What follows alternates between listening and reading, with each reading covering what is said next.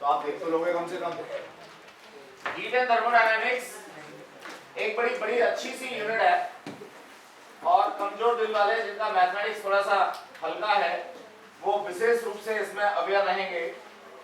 जब तक theoretical aspects हमारे क्लियर नहीं होंगे तब तक मैथमेटिकल एस्पेक्ट्स क्लियर होने का मतलब ही नहीं है। पहले टर्मिनोलॉजी, जैसा कि फर्स्ट क्लास में हमेशा होता है, पहली क्लास में हम लोग टर्मिनोलॉजी सीखते हैं, उसके बाद फिर यूनिट हमारी एक्चुअल में शुरू होती है। ठीक है, तो बड़ा जरूरी होती है पहली क्लास। सबसे पहले हम लोग ये डिस्कस करना चाहेंगे कि थर्मोडायनामिक्स है क्या। थर्मो बोले तो कहीं ना कहीं कॉन्सेप्ट टेम्परेचर का, डायनामिक्स मतलब a branch of physics in which we deal transportation. तो कहीं ना कहीं हम लोग हीट के ट्रांसपोर्टेशन की बात कर रहे हैं या हीट को किस तरह से हम लोग दूसरे टाइप की एनर्जी में कन्वर्ट करेंगे, ये बात हम लोग हीट एंड थर्मोडायनामिक्स के अंदर पढ़ेंगे।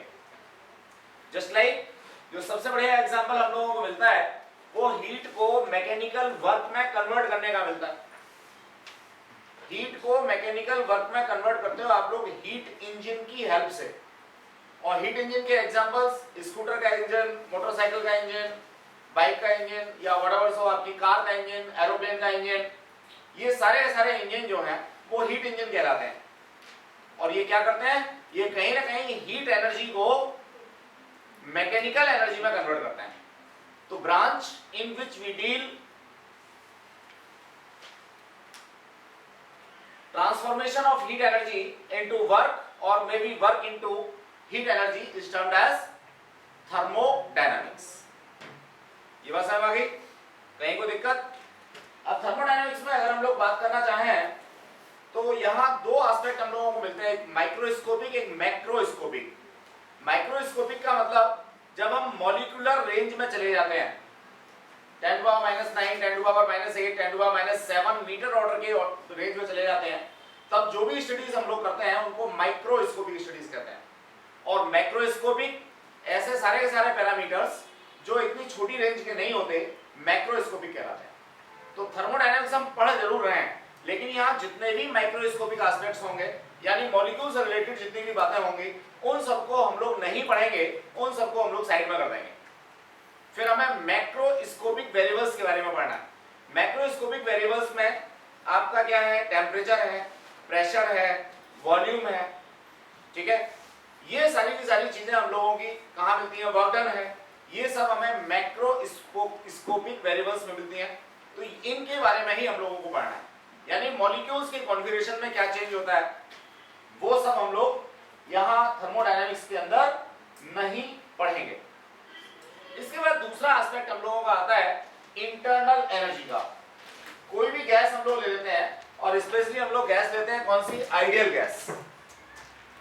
क्योंकि मैक्रोस्कोपिक जब हमें पढ़ना है तो कहीं ना कहीं आइडियलिज्म की ही बात करनी है, माइक्रोस्कोपिक के बारे में हम लोगों को बात नहीं करनी, यानी रियल गैसेस के बारे में बात नहीं करनी है। तो आइडियल गैस की बात हम लोग करेंगे। आइडियल गैस की जो सबसे बड़ी खासियत होती है वो ये होती है कि किसी भी कंटेनर के अंदर अगर मैंने आइडियल गैस को फिल किया हुआ है तो सबसे पहली बात इन मॉलिक्यूल्स के बीच में कोई भी किसी भी तरीके का फोर्स काम नहीं करेगा, यानी जो फोर्स है वो जीरो होगा, ना ही इनमें अट्रैक्टिव फोर्स होगा ना ही रिपल्सिव फोर्स होगा। और जब फोर्स नहीं होगा तो यहां जो पोटेंशियल एनर्जी होगी वो इनकी जीरो होगी। अब कोई स्टूडेंट ये कह सकता है कि अर्थ की सरफेस से मॉलिक्यूल काफी ऊपर है, इसके अंदर क्या होगी, मैकेनिकल पोटेंशियल एनर्जी होगी, तो उसको हम लोग इग्नोर कर रहे हैं। हम लोग ये कह रहे हैं कि मॉलिक्यूल का साइज है या मॉलिक्यूल का मास है वो इतना कम है कि उसके अंदर ग्रेविटेशनल पोटेंशियल एनर्जी तो है ही नहीं। अगर ग्रेविटेशनल पोटेंशियल एनर्जी का कॉन्सेप्ट हम लेते तो इसमें होमोजीनियस हमें नहीं मिलता, हमें ऊपर मॉलिक्यूल्स कंपैरेटिवली कम मिलते, नीचे ज्यादा मिलते, यानी गैस की डेंसिटी नीचे ज्यादा होती, ऊपर कम होती। तो ग्रेविटेशनल एक्सेलरेशन या ग्रेविटेशन की वजह से ग्रेविटेशनल पोटेंशियल एनर्जी को हम लोगों ने इसमें इग्नोर किया है, उसको इग्नोर करते। किसी को कह रहे हैं हम लोग माइक्रोस्कोपिक नहीं पढ़ रहे हैं, मैक्रोस्कोपिक पढ़ रहे हैं, तो उसको इग्नोर करने से हमें सबसे बड़ा फायदा ये मिला कि इसमें जो गैस का कन्फाइनमेंट होगा, गैस जो भरी होगी वो हर जगह पर सेम डेंसिटी के साथ भरी होगी। जब फोर्सेस हमारे जीरो हो गए तो पोटेंशियल एनर्जी भी जीरो हो गई।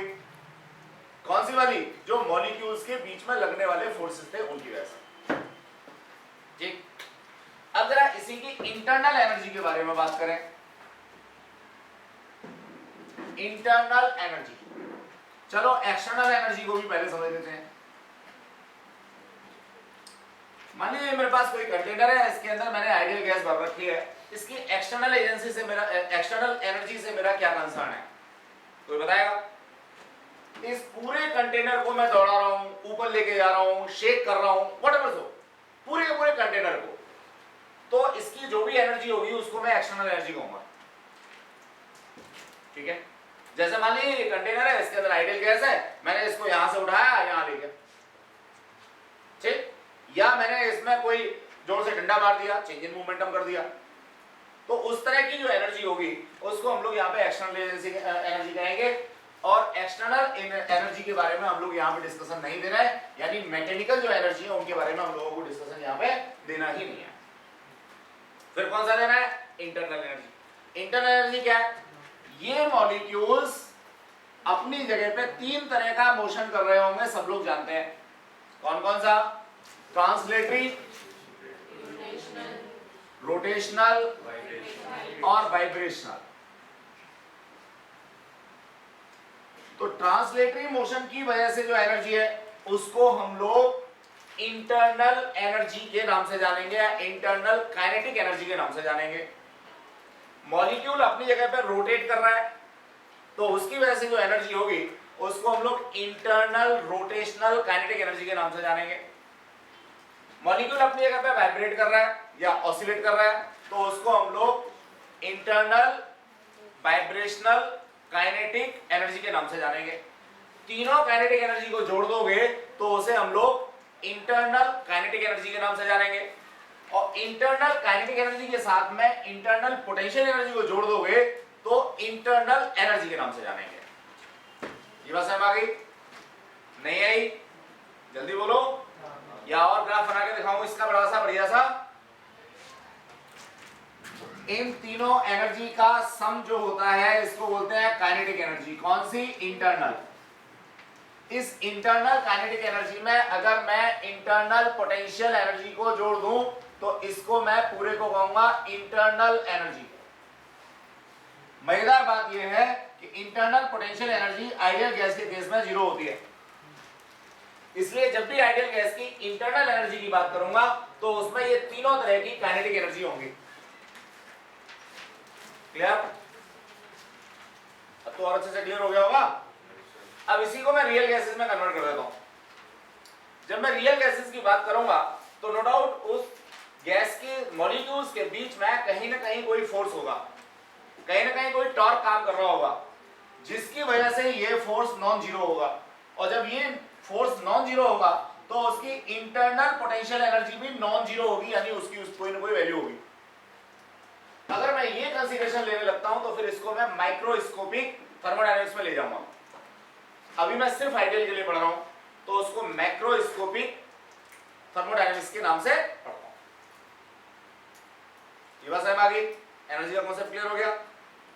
एक्सटर्नल एनर्जी मेरे को कंसीडर करनी नहीं है। क्यों नहीं करनी? क्योंकि मैं इसको ये मान के चल रहा हूं कि एक ही जगह पे सिस्टम रखा हुआ है, इसमें कोई भी मोशन या कोई भी मूवमेंट हम लोग नहीं दे रहे हैं, ना कोई एडिशनल टॉर्क इसके ऊपर लगाया हुआ, ना कोई इसके ऊपर एडिशनल फोर्स लगाया हुआ, तो जो एक्सटर्नल एनर्जी है वो इसकी 0 है, कोई एनर्जी उसके अंदर नहीं।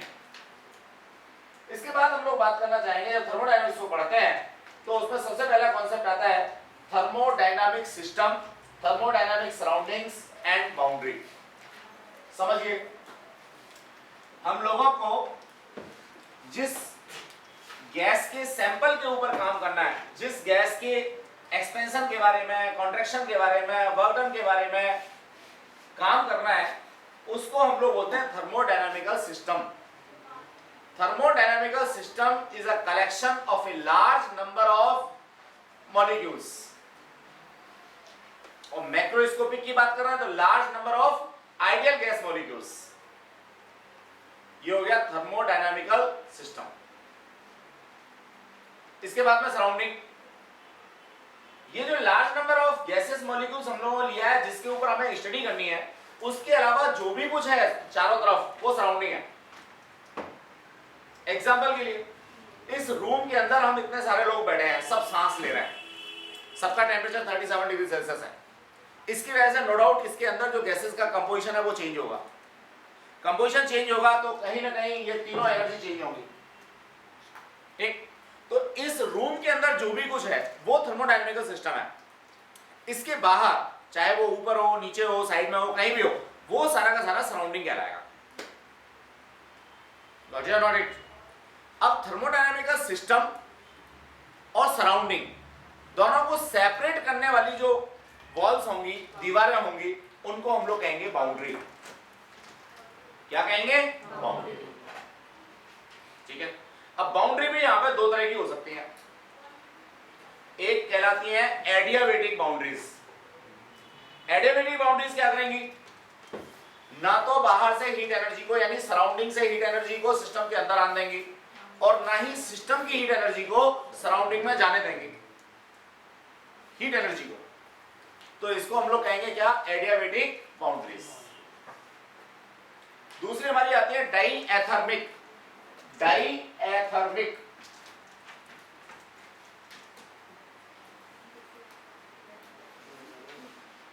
नाम से ही क्लियर है, डाई का मतलब मरा हुआ, एथर्मिक ए का मतलब अगेन मरा हुआ यानी दो बार मरा हुआ यानी जिंदा। डाईएथर्मिक। अगर डाईथर्मिक होता तो इसका मतलब टेम्परेचर को आने जाने से रोकने वाला, वो तो हमने पहले ही नाम दे दिया एडियाबेटिक वॉल्स। लेकिन यहां डाई भी आ रहा है और ए भी आ रहा है, दो नेगेटिव एस्पेक्ट एक साथ आ रहे हैं। इसका मतलब एक दूसरे का इफेक्ट इन्होंने कर दिया कैंसिल। थर्मिक वॉल्स तो डाईएथर्मिक कहिए या थर्मिक वॉल्स कहिए, बात एक ही है। नहीं समझे? आप डाईएथर्मिक कहिए या सिर्फ थर्मिक कहिए, एक ही बात है। यानी ऐसी वॉल्स, ऐसी बाउंड्रीज जो टेम्परेचर को एक्सचेंज होने देती है या हीट को एक्सचेंज होने देती है। समझ आगे बात? अब यही बाउंड्री वॉल्स के ऊपर हमारा जो थर्मोडायनामिकल सिस्टम होगा वो तीन तरीके का होगा। Number one, open system. Open system ऐसा सिस्टम होगा जिसमें हीट एनर्जी का ट्रांसफर हो सकता है एज वेल एज मैटर का ट्रांसफर हो सकता है। मान लीजिए इसका थोड़ा सा गेट खोला और एक बच्चा यहां से निकल के बाहर चला गया, या बाहर से दो बच्चे अंदर आ गए, तो इसमें मैटर भी ट्रांसफर हो रहा है और हीट तो ट्रांसफर हो ही रही है। तो इस तरह के सिस्टम को हम लोग बोलते हैं क्या? Open system. मोमेंटम भी चेंज हो सकता है, फोर्स भी चेंज हो सकता है, मास भी चेंज हो सकता है, टेम्परेचर, वॉल्यूम, प्रेशर सब कुछ चेंज हो सकता है। तो उसे क्या बोलेंगे? ओपन। इसके बाद में है क्लोज सिस्टम। क्लोज सिस्टम में सिर्फ हीट एक्सचेंज कर सकती है, इसके अलावा और कुछ नहीं। क्या चेंज हो सकती है? सिर्फ और सिर्फ हीट चेंज हो सकती है, तो उसको बोलेंगे हम लोग क्लोज सिस्टम। फिर इसके बाद में आता है आइसोलेटेड सिस्टम। आइसोलेटेड सिस्टम का मतलब एक ऐसा सिस्टम जिसको सराउंडिंग से बिल्कुल अलग किया हुआ है। ना तो टेम्परेचर की एक्सचेंज हो सकती, ना तो हीट की एक्सचेंज हो सकती, ना तो मैटर की एक्सचेंज हो सकती। That is isolated system. Any doubt? किसी को दिक्कत तो नहीं है? ये बात की तो रटना नहीं है, आगे समझ लीजिए, समझ करके काम चलाना है। Then after we are moving towards thermodynamic equilibrium. Equilibrium का मतलब कोई नेट ट्रांसफर ना हो, इक्विलिब्रियम कंडीशन। अब थर्मोडायनामिक इक्विलिब्रियम का मतलब क्या है? टेम्परेचर सेम हो, प्रेशर सेम हो, वॉल्यूम सेम हो। यानी अगर दो सिस्टम को मैं एक दूसरे के पास रख दूं, ओपन करके भी रख दूं, तो कुछ भी एक्सचेंज ना हो। जब कुछ भी एक्सचेंज नहीं है इसका मतलब दोनों का बराबर है। तो ऐसे सिस्टम को मैं कहूंगा systems are in thermodynamic equilibrium. ठीक है, सारे के सारे मैक्रोस्कोपिक वेरिएबल्स की बात हम लोग कर रहे हैं। मैक्रोस्कोपिक वेरिएबल में फिर समझ लीजिए टेम्परेचर है, मास है, टॉर्क है, वॉल्यूम है, प्रेशर है, ये सारे के सारे हैं। इसके बाद हम लोग बात करना चाहते हैं थर्मल इक्विलिब्रियम। ये तो था थर्मोडायनामिक इक्विलिब्रियम। तो थर्मोडायनामिक इक्विलिब्रियम में तो मास की भी बात करोगे, कंटेंट की भी बात करोगे, टेम्परेचर की भी बात करोगे, प्रेशर की भी, वॉल्यूम की भी। लेकिन जब थर्मल इक्विलिब्रियम की बात करोगे तो सिर्फ और सिर्फ टेम्परेचर, अगर दोनों बॉडीज का सेम है, टेम्परेचर सेम है, इसका मतलब हीट एनर्जी का एक्सचेंज नहीं हो रहा। किसके पास हीट एनर्जी ज्यादा है, किसके पास कम है, इससे मतलब नहीं है, मतलब है टेम्परेचर से। अगर दो बॉडीज का टेम्परेचर सेम है, आइडेंटिकल है, तो हम लोग कहेंगे bodies are in thermal equilibrium. Example बड़ा क्लियर सा है। मैंने अपना हाथ मान लीजिए बोर्ड पे रखा, मेरे को ये ठंडा लग रहा है, थोड़ी देर में क्या होता है, ना मेरे को ये ठंडा लगता ना ही गर्म लगता। इसका मतलब दोनों का टेम्परेचर सेम हो गया, अब हीट का कोई एक्सचेंज नहीं हो रहा। इसको मैं कहूंगा क्या, system is in thermal equilibrium. No doubt. और थर्मोडायनामिकल इक्विलिब्रियम, उसमें आपका प्रेशर भी आ जाएगा, वॉल्यूम भी आ जाएगा, मास भी आ जाएगा, टेम्परेचर भी आ जाएगा, सब कुछ आ जाएगा। Got it. तो सिंसियरली काम हम लोगों को करना होगा, कभी ऐसा ना हो कि वो थर्मल इक्विलिब्रियम पूछे हम थर्मोडायनामिक इक्विलिब्रियम लिखे हैं, और थर्मोडायनामिकल इक्विलिब्रियम पूछे हम थर्मल इक्विलिब्रियम लिखे हैं, तो मामला गड़बड़ हो जाएगा। डेफिनेशंस हैं यही सारी की सारी इसके अंदर है, मैं एक्सप्लेन कर रहा हूं, आप साथ साथ इसको अंडरलाइन कर लेंगे, याद कर लेंगे, 2-3 बार पढ़ेंगे, अपने आप से याद हो जाएगी, समझ में आ जाएगी, अपनी लैंग्वेज में लिख देंगे। ठीक है। Then we are moving towards, देखिए इसमें कुछ हाईलाइट करके दे रखा है पेज नंबर 467 पे, मैं आप लोगों को बताना चाहूंगा, if there is no unbalanced force and torque is acting on system, then the system is said to be in mechanical equilibrium. Second point है, if the system does not undergo any spontaneous change in its internal structure due to chemical reaction, diffusion, etc., then the system is said to be in chemical equilibrium. ये आपको chemistry में भी use आएगा। Third one है, two systems are said to be in thermal equilibrium if there is no net flow of heat between them. Also you may say temperature is same. Page में बोला था ना 467 में। Have a doubt? इसके बाद में आता है जीरोथ लॉ। देखिए इसको नाम हम लोगों ने जीरोथ लॉ क्यों दिया, सबसे पहले ये समझना होगा। इससे पहले एक्चुअल में फर्स्ट लॉ ऑफ थर्मोडायनामिक्स आ गया था, लेकिन जब सेकंड लॉ ऑफ थर्मोडायनामिक्स को एक्सप्लेन करने की बात हुई तो कहीं ना कहीं एक नए लॉ की जरूरत महसूस की गई, या थर्मल इक्विलिब्रियम को लॉ की फॉर्म में रिप्रेजेंट करने की जरूरत महसूस हुई, तब ये लॉ आया। इसको नाम दे दिया गया क्या, जीरोथ लॉ। जीरोथ लॉ सिर्फ और सिर्फ आप लोगों को हीट एंड थर्मोडायनामिक्स में मिलता है, और कहीं जीरोथ लॉ आप लोगों को नहीं मिलता। तो कोई कहे ना कहे जीरोथ लॉ थर्मोडायनामिक है कौन सा है, तो आपको हमेशा थर्मोडायनामिकल जीरोथ लॉ के बारे में ही बात करनी है। इसके लिए छोटा सा एक्सपेरिमेंट हम लोग पहले कंसीडर करते हैं, फिर इसको डिफाइन करेंगे। एक्सपेरिमेंट से हमारी समझ में आ जाएगा। ये अगर मैं डबल लेयर बॉल्स कहीं भी दिखा रहा हूं, इसका मतलब ये बॉल्स एडियाबेटिक बॉल्स हैं। एडियाबेटिक बॉल्स का मतलब यहां से हीट एनर्जी ना तो बाहर जा रही ना ही अंदर आ रही। Got it. इस कंटेनर में एक ये सिंगल लाइन से मैंने बॉल दिखाई है, सिंगल लाइन से बॉल्स का मतलब ये डाइएथर्मिक बॉल है, यहां से हीट का एक्सचेंज हो सकता है। एक यहां पे कंपार्टमेंट और बना दो बढ़िया वाला, इसमें भी डबल लेयर दिखाई है, इसका मतलब ये भी अपने आप में एडियाबेटिक बॉल है, यानी इसके अंदर से कोई भी हीट का एक्सचेंज नहीं होगा। 3 नाम दे दो, ए बी सी।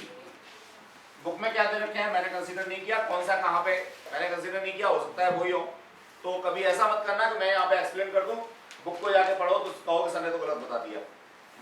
ठीक, क्यों वेरिएबल्स इधर उधर हो सकते हैं। जीरोथ लॉ ये कहता है कि अगर ए गैस बी के साथ थर्मल इक्विलिब्रियम में है और बी ए के साथ थर्मल इक्विलिब्रियम में है, as well as B thermal equilibrium में सी के साथ है, या सी थर्मल इक्विलिब्रियम में है बी के साथ, ये साइन होता है थर्मल इक्विलिब्रियम को एक्सप्लेन करने का, शो करने का। तो निश्चित रूप से ए सी के साथ थर्मल इक्विलिब्रियम में होगी। सब आगे बात नहीं है, बिल्कुल सिंपल सी बात है। मेरे पास जितने पैसे हैं उतने ही इनके पास हैं, और जितने पैसे इनके पास हैं उतने ही इनके पास हैं। इसका मतलब निश्चित है कि मेरे और इनके पास में पैसे बराबर बराबर है। यह है जीरोथ लॉ। हम लोगों ने साइंटिफिक लैंग्वेज में थर्मल इक्विलिब्रियम कहा। अगर नॉर्मल लैंग्वेज में आप लोग समझने के लिए ऐसे कहते हैं कि ए का टेम्परेचर बी के बराबर है, बी का टेम्परेचर सी के बराबर है, तो निश्चित रूप से सी का टेम्परेचर ए के बराबर होगा। लेकिन जब अगर आपसे डिफाइन पूछी जाए जीरोथ लॉ की, तो आप टेम्परेचर की बात ना करके थर्मल इक्विलिब्रियम का ही नाम दें। बात एक ही है, लेकिन साइंटिफिक लैंग्वेज कुछ अलग होती है। पेज नंबर 467 पे जीरोथ लॉ की डेफिनेशन हमने यहाँ पे दे रखी है। आर एच फॉलोअर ने दिया था 1931 में, 1931 में ये law, if two system A and B are separately in thermal equilibrium with a third system C, then A and B are in thermal equilibrium with each other। ये statement है। अब statement में ए बी कहाँ है, सी कहाँ है, ये बात आप देख लेना और उसी के अकॉर्डिंग अपना डेफिनेशन लिखना। स्टेटमेंट के साथ में या डेफिनेशन के साथ में डायग्राम देना कंपल्सरी है। तो जीरोथ लॉ सिर्फ इतनी सी बात है जो स्पेशली थर्मल इक्विलिब्रियम को या सेम टेम्परेचर को होने की बात बताता है। इसके बाद में आता है आपका कॉन्सेप्ट ऑफ टेम्परेचर। टेम्परेचर के बारे में हम लोग पहले ही बहुत कुछ डिस्कशन दे चुके हैं कि टेम्परेचर क्या है। A degree of hotness or coldness which describes the flow of heat। Temperature एक डिग्री है हॉटनेस या कोल्डनेस की, जिसकी हेल्प से हम लोग हीट के फ्लो को एक्सप्लेन करते हैं। हमेशा हीट एनर्जी का फ्लो हायर टेम्परेचर से लोअर टेम्परेचर की तरफ होगा। ये है टेम्परेचर के बारे में description. Some definitions of temperature एक बार पढ़ लेंगे आप लोग, वैसे जरूरत नहीं है। इसके बाद में heat, internal energy and work.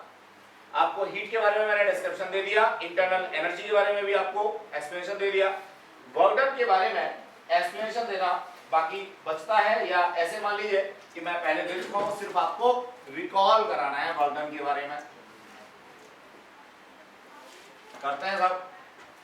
देखिए बड़ा सिंपल सा आप ऐसे लीजिए कि आपने एक कुकर ले लिया। क्या ले लिया? कुकर। और कुकर में सीटी लगी हुई है। आपने यहाँ पे कोई भी दूध या आलू रख दिए बॉईल करने के लिए और नीचे से हीट एनर्जी देना शुरू किया। नो डाउट क्या होगा, इसमें वॉल्यूम बढ़ेगा। वॉल्यूम बढ़ने की जगह नहीं है तो प्रेशर बढ़ेगा।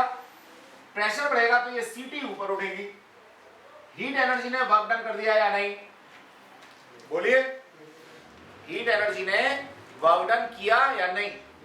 इस बात को हम लोग पहले भी पढ़ चुके हैं। क्या? P into dV। Also you may write V into dP। लेकिन जनरली ये एस्पेक्ट आप लोगों को कहीं डिस्कशन में नहीं आता। Exactly it is equals to R into dt, where dt is the change in temperature and R is constant। तो ये हीट का एस्पेक्ट है और ये वर्क डन का एस्पेक्ट है। ठीक है, यहां से हम लोग ये भी कह सकते हैं कि हीट को वर्क डन में या वर्क डन को हीट में कन्वर्ट किया जा सकता है। अब यही एक छोटी सी बात आ जाती है, पीवी इंडिकेटर डायग्राम। नाम से पता लगता है पीवी प्रेशर वॉल्यूम, इंडिकेटर यानी इंडिकेट करने वाला क्या डायग्राम। देखें किसी भी सिस्टम को अगर हम लोग कंसीडरेशन में ले लें और उसमें प्रेशर और वॉल्यूम की बात करें, ठीक है, तो रेसिप्रोकल रिलेशन आता है, सब लोग जानते हैं, कीपिंग टेम्परेचर कांस्टेंट, ये आ गया सब। अगर आपने इसके ऊपर ये एरो मार्क किया, इसका मतलब वॉल्यूम बढ़ रहा है। वॉल्यूम बढ़ने को क्या कहते हैं? एक्सपेंशन। बोलो। अगर आपने इसके ऊपर साइन दे दिया उल्टा, इसका मतलब वॉल्यूम कम हो रहा है। वॉल्यूम कम हो रहा है इसका मतलब कंप्रेशन। Have doubt? तो ये बात थी हमारी पीवी इंडिकेटर डायग्राम की। अगर आप वर्क डन की बात करते हैं, जस्ट अ मिनट, हाथ करिए, अभी कुछ भी नहीं लिखा पड़ेगा। चलो कोई बात नहीं, वो भी मैं जो है ना आज दोनों बैकों में कर दिया था मैंने, तो आई थिंक दोनों ही तब तक जो खत्म हो जाएंगे। जो भी होगा मैं कल अर्ली मॉर्निंग आपका कर दूंगा। मैं कभी भी जाऊँगा, कहाँ आप घर होते हुए जाओगे, कैसे जाओगे? एक बार मेरे को लिख कर देना, या तो यही हम अपने घर के पास ही कहीं मिल जाएंगे, मेरे रिक्शे से हो जैसे, ठीक है ना? Okay okay.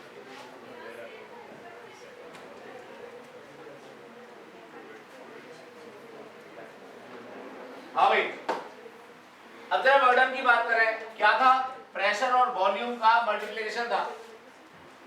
प्रेशर और वॉल्यूम का मल्टीप्लिकेशन यहाँ इस एरिया से डिनोट किया जा सकता है। तो अगर आप area enclosed by this graph लेते हैं तो वो आपको कहीं ना कहीं वर्क डन देगा। यानी ग्राफिकल रिप्रेजेंटेशन से आप वर्क डन निकालना चाहते हैं तो इस शेप का एनक्लोज्ड एरिया आप फाइंड आउट करके दे दें तो आपको वर्क डन मिल जाएगा। गॉट इट और नॉट इट? इसके बाद हम लोग नेक्स्ट एस्पेक्ट लेना चाहेंगे इसके बारे में, साइन कन्वेंशन के बारे में। विशेष रूप से ध्यान रखें केमिस्ट्री के साइन कन्वेंशन इसके उल्टे हो सकते हैं, आप कंपेयर कर लें। अभी अगर हम सिस्टम के ऊपर वर्क डन कर रहे हैं, हम कर रहे हैं work done, that should be taken as negative. अगर सिस्टम वर्क डन कर रहा है पॉजिटिव, सिंपल सी बात है। मान लो मैं यहीं पे केस लेता हूं, ये सीधी ऊपर उठी तो सिस्टम वर्क डन कर रहा है ना इसको ऊपर उठाने में, तो वर्क डन इज पॉजिटिव। अगर मान लीजिए मैं किसी चीज को कंप्रेस करता हूं, work done on the system. Compress करने का सबसे बढ़िया एग्जांपल फुट पंप, जिससे आप अपनी साइकिल में हवा भरते हो। आप कंप्रेस करते हो ना, एयर को कंप्रेस करते हो, तो वर्क डन आप कर रहे हो, किसके ऊपर कर रहे हो? सिस्टम के ऊपर। सिस्टम क्या है? वो जो हवा भरी हुई है फुट पंप के अंदर। Got it? तो वो क्या होगा? नेगेटिव कॉन्सेप्ट होगा। अब निश्चित सी बात है, जब वर्क डन का एस्पेक्ट आ गया तो हीट का भी एस्पेक्ट होगा। Heat given to a system positive, heat given by the system negative. ये साइन कन्वेंशन कभी भी नहीं भूलना चाहिए। वैसे तो मैथमेटिकली जब हम कोई भी डेरिवेशन निकाल के लेके आते हैं तो अपने आप से साइन आता है। अगर साइन नहीं आता तो आपको ये बात देख लेनी है कि सिस्टम में कंप्रेशन हो रहा है तो वर्क डन आप कर रहे हो, यानी नेगेटिव होगा, और हीट पॉजिटिव होगी। समझ रहे हैं? और अगर उल्टा हो रहा है, एक्सपेंशन हो रहा है, तो वर्क डन सिस्टम कर रहा है। जब वर्क डन सिस्टम कर रहा है तो वो पॉजिटिव होगा, और निश्चित सी बात है हीट एनर्जी नेगेटिव होगी। नॉर्मली आपने इस चीज को महसूस किया होगा कि जब फुट पंप से हवा भरते हो अपनी कार में या साइकिल में तो फुट पंप गर्म हो जाता है। रीजन बिहाइंड, आपने कंप्रेस किया, वर्क डन आपने किया, वो किसको मिला? सिस्टम को मिला, जिससे उसकी हीट एनर्जी बढ़ गई। उल्टा भी ट्रू है। अगर किसी गैस सिलेंडर में से कंटिन्यूअसली तेजी से गैस आप निकालें बाहर तो क्या होता है? एक्सपेंशन होता है। एक्सपेंशन होता है तो work done by the system हो गया, टेंपरेचर उसका डिक्रीज करेगा। Got it? नहीं आई बात समझ में? रटोगे दिक्कत? सीधे सीधे एग्जांपल आपको समझ में आ जाते हैं तो एग्जांपल्स के बेसिस पे आप कभी भी गलती नहीं करोगे। मैंने एक फुट पंप का दिया और एक गैस सिलेंडर का दिया, दोनों को समझ लो और दोनों रियल है। फुट पंप में जब आप हवा भरते हो तो गर्म हो जाती है, ठीक है? वर्क डन आप कर रहे होते हो, गैस सिलेंडर में से गैस निकलती है तो एक्सपेंशन हो रहा होता है, वर्क डन आप नहीं कर रहे होते हो, अपने आप से निकल रही होती है, ठंडा हो जाता है। Got it? नहीं? नींद तो नहीं आ रही? इसके बाद में heat and work two different modes of energy transfer.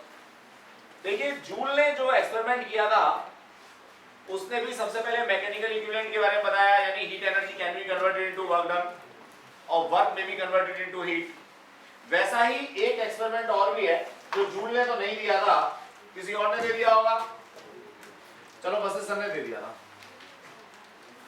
क्या है? देखिए बड़ा मजेदार सा एस्पेक्ट। आपने ये एडियाबेटिक वॉल्स वाला एक कंटेनर ले लिया, साइड वॉल्स इसकी एडियाबेटिक है और बॉटम वॉल जो है वो डायथर्मिक है। यहां से आप लोग इसको हीट एनर्जी दे दो, ठीक है? इसमें आपने आइडियल गैस भर ली, इस आइडियल गैस में अगेन एडियाबेटिक एक पिस्टन लगा दिया और ये पिस्टन जो है फ्रिक्शन लेस है, यानी कोई भी नॉन कंजर्वेटिव फोर्स हम लोगों को यहाँ कंसीडरेशन में ले रहे नहीं है। फ्रिक्शन है तब भी उसको कहना है जीरो है, ठीक है। यानी कि आराम से ये पिस्टन ऊपर नीचे हो सकता है। यहां से आपने क्या लिया, एक रस्सी ली और यहां पर एक पुली लगा दी। पुली तो समझते हैं, वो भी फ्रिक्शन लेस है, कोई फ्रिक्शन नहीं है। और यहां पर लटका दिया कुछ, क्या, मास लटकाया ग्रेविटेशन के अंदर, वो वेट हो गया mg, ठीक। जब तक आपने ये बर्नर ऑन नहीं किया तो एक पर्टिकुलर जगह पे ये मास रुका हुआ है, नहीं समझे? अपने आप से नीचे नहीं आएगा। क्यों नहीं आएगा? क्योंकि इसमें वैक्यूम क्रिएट हो जाएगा। एयर टाइट पिस्टन है, ठीक है, अपने आप से नीचे नहीं आएगा। अब आपने इसको हीट एनर्जी देना शुरू किया, गैसेस मॉलिक्यूल्स की इंटरनल काइनेटिक एनर्जी बढ़ेगी, या सीधे सीधे कहेंगे इंटरनल एनर्जी बढ़ेगी। इंटरनल पोटेंशियल एनर्जी नहीं, क्योंकि वो तो है ही नहीं, आइडियल गैस है, ठीक। अल्टीमेटली इसमें एक्सपेंशन होगा। एक्सपेंशन होगा तो ये हमारा नया लोकेशन हो गया, ये हो गया ना। प्रेशर सेम रहेगा, P into dV, volume change की बात कर रहे हो आप। कहां आ गया ये? नीचे आया। नीचे आया क्या? mgh initial minus mgh final. तो ये मैकेनिकल एनर्जी चेंज हो गई। पहले यहां था, फिर यहां पहुंच गया। किसकी कॉस्ट पे हुई? इसकी कॉस्ट पे हुई। ये कहां से मिला? यहां से। Q equals to mc delta. तो देखो यहां से ये हुआ और यहां से ये हुआ, तीनों चीजें क्लियर है। अब जरा उल्टा कर लो। क्या उल्टा कर लो? इसको यहां पे मत लटकाओ, ये जो पिस्टन है इसके ऊपर रख दो। जब ऊपर इस पे वेट बढ़ाओगे तो ये नीचे जाएगा, नीचे जाएगा तो हो गया वर्डन, सिस्टम के ऊपर हो गया, वॉल्यूम कम हो रहा है यानी नेगेटिव हो गया। ठीक, अल्टीमेटली क्या होगा? इसका टेम्परेचर बढ़ेगा, साइड से निकलेगा नहीं, यहीं से निकलेगा। क्या? Heat energy. ये सरफेस गर्म हो जाएगा, इसके ऊपर हाथ रख के देखोगे तो गर्म हो जाएगा। हो सकता है आपको अजीब लग रहा हो, कैसे गर्म होगा? मैंने अभी एग्जांपल दिया था फुट पंप का।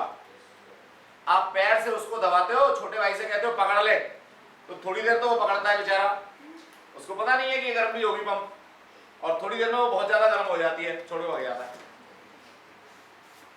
किया कभी ऐसा? नहीं किया तो फिर बर्बाद आते ना वहां जाके। चलो ये बात थी। इसके बाद हम लोग बात करना चाहेंगे first law of thermodynamics. First law of thermodynamics बहुत बढ़िया सा है। अगेन एनर्जी कंजर्वेशन है। क्या है? एनर्जी कंजर्वेशन है। हम लोगों ने बर्नौली थ्योरम पढ़ी थी, वो भी एनर्जी कंजर्वेशन थी। यहाँ भी एनर्जी कंजर्वेशन है। समझ लो क्या एनर्जी कंजर्वेशन है। यहां से जो हीट एनर्जी दोगे वो दो काम कर सकती है। क्या? एक तो इसकी इंटरनल एनर्जी चेंज कर सकती है और एक बर्नन कर सकती है। इस चीज को आपने कह दिया बहुत मजेदार सा। क्या कह दिया जी? इस चीज को आपने कह दिया dq is equal to du plus p dv। That is first law of thermodynamics. Again energy conservation is there, that is heat energy supplied to a system. There may be change in potential energy as well as there may be some work. ये बात समझ आ गई? अब इस first law को हम लोग apply करते हैं मेयर्स रिलेशन को प्रूव करने में, जो बेसिकली मेयर ने ही दिया था। क्या था? Cp minus Cv equals to R। ये रिलेशन था। 2 मार्क्स में आप लोगों के यहाँ जरूर पूछा जाता है, केमिस्ट्री में भी करके आए होंगे, वहां भी पूछा जाएगा। अब दोनों तरीके एक बार कंपेयर कर लेना। बस मेरा एक मोटिव रहता है कि आप लोगों को रटना ना पड़े, आपकी समझ में आ जाए तो फिर आप उसको प्रॉपर्ली लिख पाए। चलिए, ये जो Cp और Cv का एस्पेक्ट है, ये दोनों हम लोग पहले भी एक बार डिस्कस कर चुके हैं। उसी को हम लोगों को एनहांस करना है। कर देते हैं साहब। सबसे बढ़िया एग्जांपल समझने के लिए, आपने 1 किलो दूध लिया और खुले भगोने में बॉयल होने के लिए रख दिया, कोई दिक्कत तो नहीं है। जब ये बॉयल होगा तो इसका वॉल्यूम बढ़ेगा, इसका टेम्परेचर भी बढ़ेगा, ऐसा होगा ना। अब आप क्या करते हो, दूध वही है 1 किलो या 1 लीटर ही, लेकिन आपने कुकर के अंदर किया है ये काम। दूध बॉयल करने वाला कुकर आता है, किसी के यहाँ नहीं है वो एक अलग मैटर है, कोई ये मत कहना कि साथ कुकर नहीं आता। चलिए, ये हैंडल जो है वो बेकेलाइट के बने होते हैं, एवोडाइट के बने होते हैं, प्लास्टिक के बने होते हैं, सब जानते हैं क्यों बने होते हैं, क्योंकि ये हीट का कंडक्शन नहीं करते। कुकर गर्म हो जाता है लेकिन इसको उठा के रखने में हम लोगों को आसानी रहती है। समझ आ गई बात? आपने यहां से किया साहब, इसमें क्या हुआ, इसमें जो वॉल्यूम है वो कांस्टेंट है, जब तक सीटी नहीं उठी तब तक की बात कर रहा है। सीटी तो सेफ्टी के लिए होती है कि अगर ज्यादा प्रेशर हो जाए तो ये उठ के इसके प्रेशर को रिलीज कर दे, फटे ना, नहीं समझे। बाकी तो काम तो तभी तक प्रॉपर होता है जब तक कि सीटी उसकी उठी नहीं है। क्लियर साहब? तो V कांस्टेंट का मतलब delta V 0, there is no change in volume.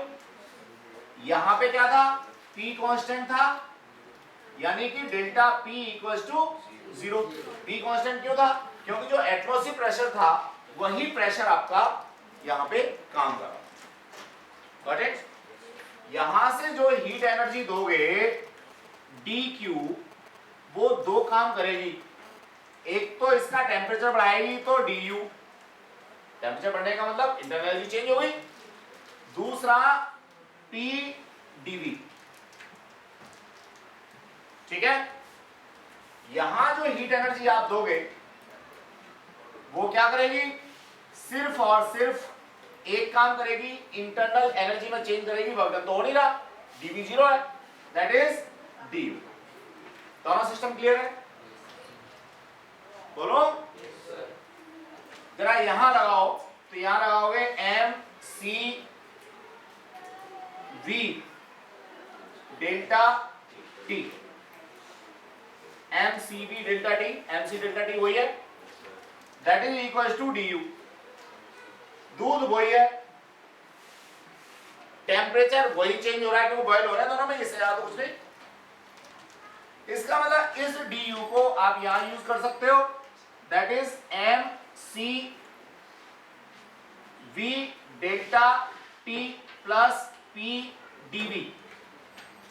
यहां जो हीट एनर्जी दे रहे हो वो आप दे रहे हो mCP delta T, dQ equals to mC delta T, लेकिन यहां कांस्टेंट प्रेशर है तो Cp डालोगे, du की जगह पे यहां से लाके डाल दोगे। क्यों डाल दोगे, क्योंकि सिस्टम तो वही है, चेंज इन टेम्परेचर तो सेम तो वही है, कोई अंतर तो है नहीं, वही तो दूध बॉयल कर रहे हो, तो du में तो चेंज सेम आएगा, नहीं समझे? गुड। अब जरा देखो, आप यहां से क्या करोगे, छोटा सा काम करोगे, mCp delta T is equal to mCV delta T plus P dV। छोटा सा चेंज, इसमें क्या करना है वो समझना है। सबसे पहले आप मास यहां पे 1 किलोग्राम ले लो, या आप इसको 1 मोल ले लो। जब 1 मोल लोगे तो CpCv दोनों ही मोलर स्पेसिफिक हीट हो जाएंगे, और अगर यूनिट किलोग्राम लोगे तब भी कोई दिक्कत नहीं है, यानी मास आपका यहां से खत्म। Have doubt? अगली बात जरा P dV की करो। आपके पास में सिंपल सी इक्वेशन है, PV equals to RT, N की वैल्यू 1 है क्योंकि आप 1 मोल के लिए ले रहे हो, इसको कर दो डिफरेंशिएट, तो ये हो जाएगा P dV equals to R dt। कोई बच्चा ये मत कहना जी R का क्यों नहीं किया, सब जानते हैं R तो कांस्टेंट क्वांटिटी है, अगर अकेला R यहां होता, T होता ही नहीं तो 0 हो जाता है, तो जानते हैं ना ये बात तो। ओके, तो अब क्या कर सकते हो, P dV की जगह पे तो ये डाल दो और मास को कर दो यूनिटी,